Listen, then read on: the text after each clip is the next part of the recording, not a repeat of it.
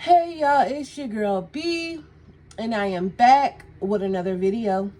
Welcome back. Welcome back. Welcome back.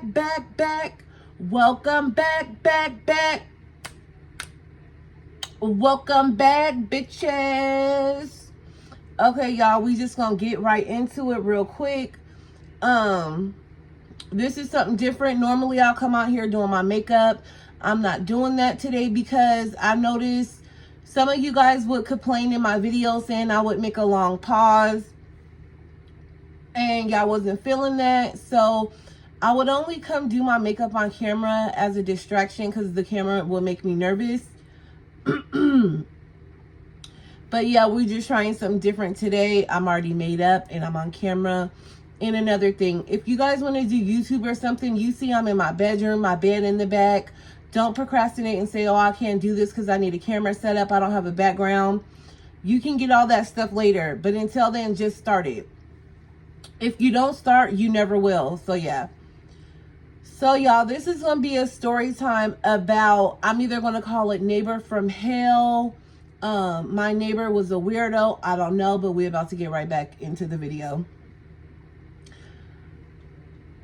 So I was living in this apartment and it just started becoming too much over there for me. So I put in my 30 day notice and I was going to try to, find somewhere else.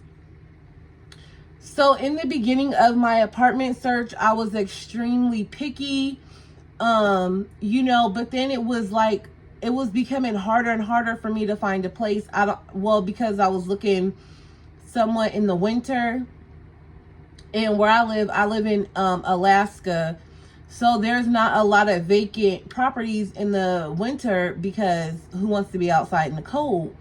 So I just pretty much picked the wrong time to move. And so, at first I was extremely picky. I'm like, I'm not living here because of this. I wanted up-to-date amenities, you know what I'm saying? But then it was just like, places was getting hard to find. So I had started getting kind of desperate. So I found this place, turned in my application. The property manager called me back and was like, you got the place. All you need to come up with is your first month's rent, second month's rent, and the security deposit. And the money wasn't an issue. So I had brought her all the stuff that she needed, went to the place, start moving my stuff in. Mind you, the apartment next door was also vacant. So about after a month and a half of me getting settled in and stuff, someone rented that unit as well.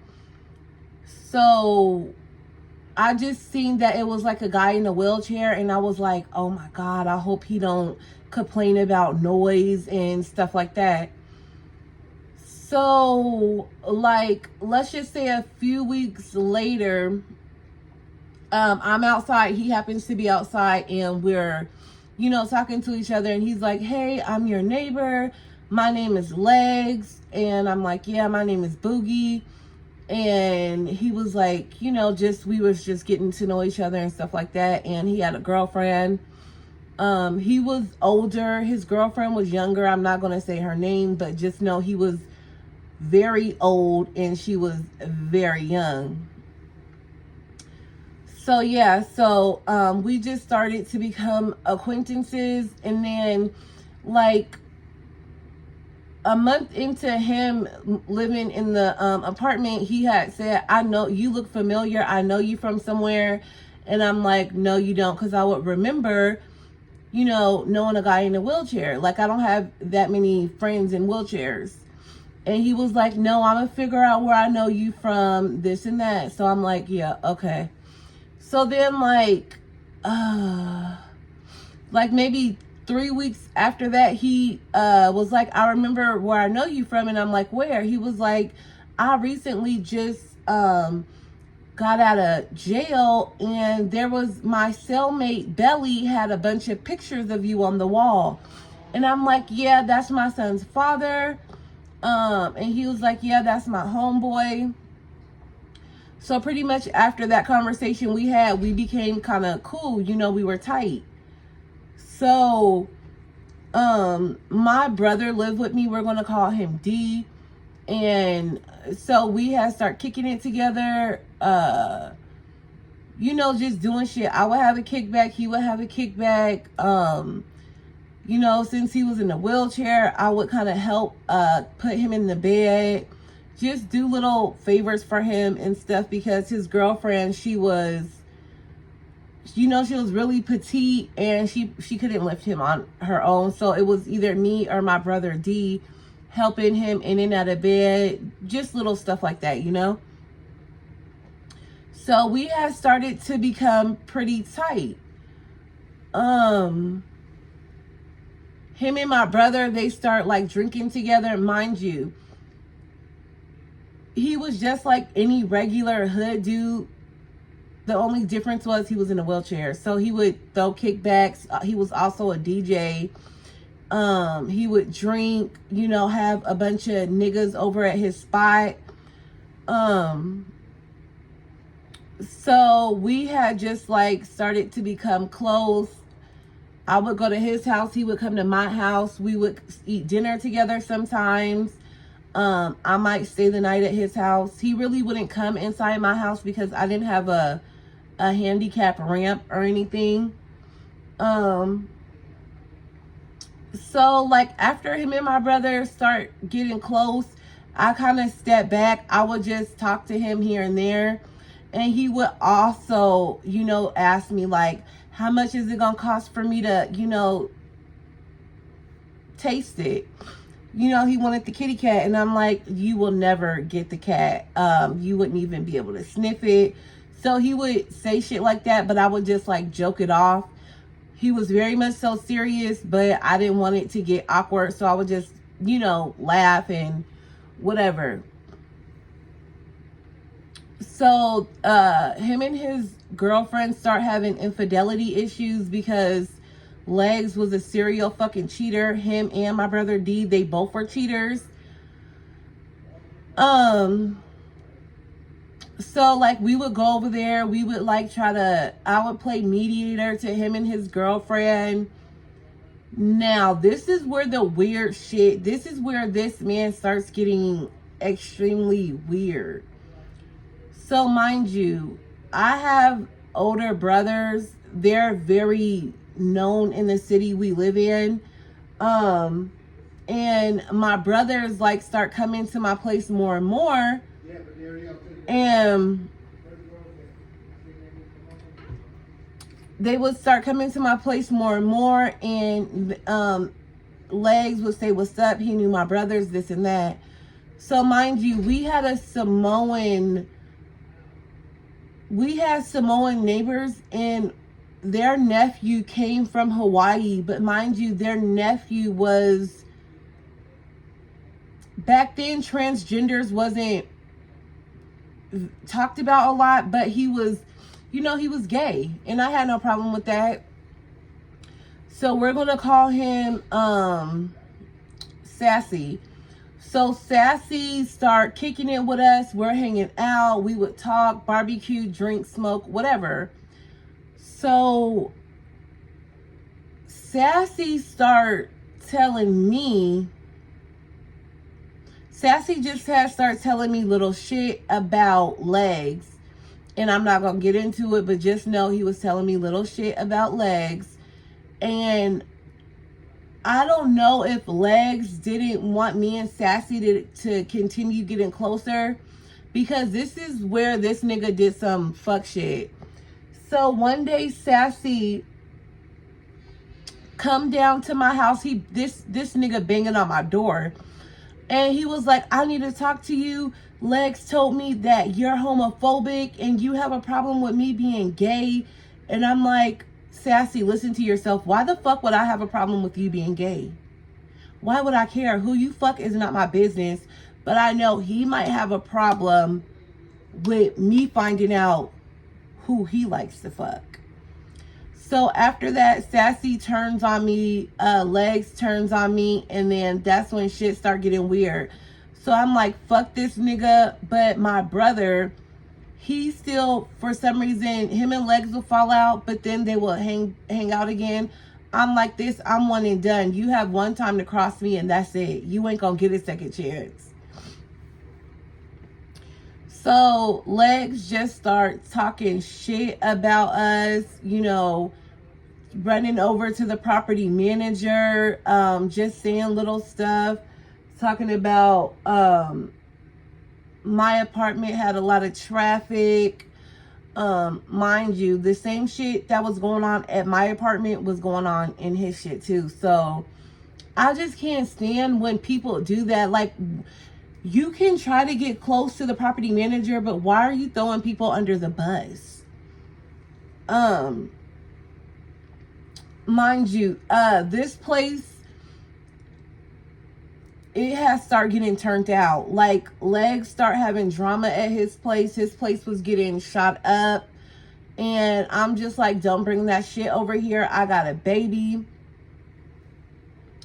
So this is like where the big blowout happened. So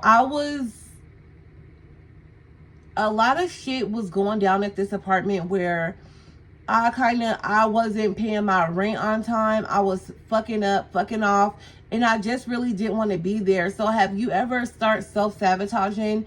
Because I wanted a reason for me to get put out of this place. Mind you, the property manager was a slumlord. Shit was breaking down in the apartment. She would never want to come fix it. There had became a pest problem. And let me tell you something. I ain't dealing with no roaches. I have PTSD from roaches being in that apartment. Mind you, Legs' apartment would be so dirty. He would be frying chicken. The roaches would be watching, waiting for their piece, crawling all over the dishes. Mind you, I would be over there trying to help this man. I would be trying to help him clean up his house. And all he would do is fuck us over. And I don't know what it is about me or my family. For some reason, we will try to befriend people, help them out, and then how they would repay us is by pulling down their pants, giving us their ass to kiss. So mind you, this is the big blowout. So there was a girl, we gonna call her, I'm not even gonna bring that. I'm not even gonna talk about that part due to I'm not even gonna say that.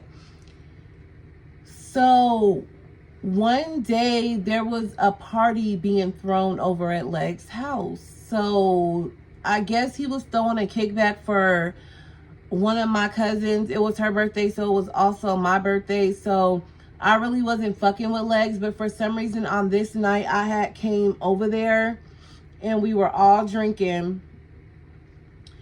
Mind you, I wasn't with my son's father anymore. We had been broken off. So I had got with this guy that Legs had a friend over there, and I had ended up getting with him. And it was like Legs became obsessed with me and his homeboy being together. He would like tell people, I heard them having sex, they're fucking. He would go somehow, I guess, write letters to the jail and tell my son's father like stuff I was doing, pretty much spying on me. He ended up being a total fucking op, but just being hella messy, starting shit. So I don't care if a nigga's in a wheelchair or not. You gonna get the business just like a nigga that can stand, just like a nigga that couldn't stand. I'ma treat you the same. You know how people with disabilities, they don't like being treated differently? I'ma treat you as if, nigga, you can walk. So with this big blowout, like I said, he was throwing a kickback for one of my cousins. I had ended up going over here this day, going over to his house. We was all drinking, I was beyond drunk. And for some reason, when my brother would drink, he would flip out or just go crazy, and Legs knew that I would tell him, don't be giving my brother alcohol and stop having him come over here, because it was It happened on more than one occasion where my brother would go over there, drink, and start fucking shit up. So this day, I don't know what happened between him and Legs, but my brother pulled out a knife, put it to Legs' neck, threatened to,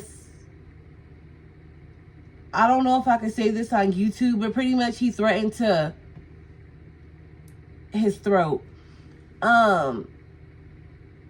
There was some girls over there. They were beating, I'm not going to say he was beating them up, but they was trying to, I guess, protect Legs, and he was knocking the holes into walls, and I'm over there just telling him, get your fucking ass from over here, get your ass home.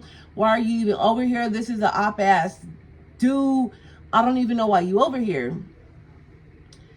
So all that commotion happened. It was just a big blowout. Cops showed up, all this and that, right? So the next day, the property manager comes over and was like, she gave me like a 10-day notice to quit, talking about Legs said he fears for his life. Either you're going to have to move or your brother can't be on the property. She was like, either I have to move or my brother can't be on the property anymore. So I guess my brother ended up cussing out the property manager. And I go over to Legs and I'm like, you're fake. All we did was try to help you and you caused a bunch of problems. And I'll probably go into, maybe later on, I will go into more of the Legs and Sassy situation and what ended up happening between me, Legs, and Sassy, because that was some whole other shit, and that situation ended in tragedy. So pretty much this is why you do not befriend a neighbor. They just get weird on you. Like, I don't know what happened between me and Legs. Like, we still like run into each other because, like I said, he's a DJ and he's like in the crowd. So I would see him, but I still really don't fuck with him like that. And it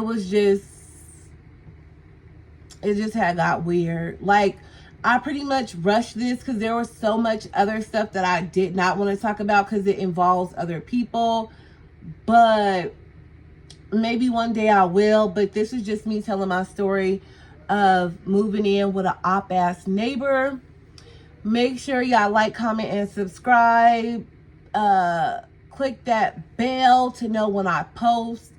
And all that. Don't like the video. You should like the video. And I'm going to give you the reasons why you should like, comment, and subscribe. When that nigga come home and bust you upside your head, you don't be wanting to go to work, but you do. So you ice that head of yours and you skedaddle on to work. That's why you need to subscribe to my channel. Okay? When your pH balance is off and you know that cat is stinking, you still put on that Fashion Nova dress and go to the club. That's why you should subscribe to my video. When you go out to dinner with your homegirl and you know you can't afford it, but you still come and eat anyway, that's why you should like my fucking video, and that's why you should subscribe, okay? Because you're not going to be over here getting in for free. You're going to have to pay a fee, and the only fee you paying is just subscribing to the video, okay? Okay.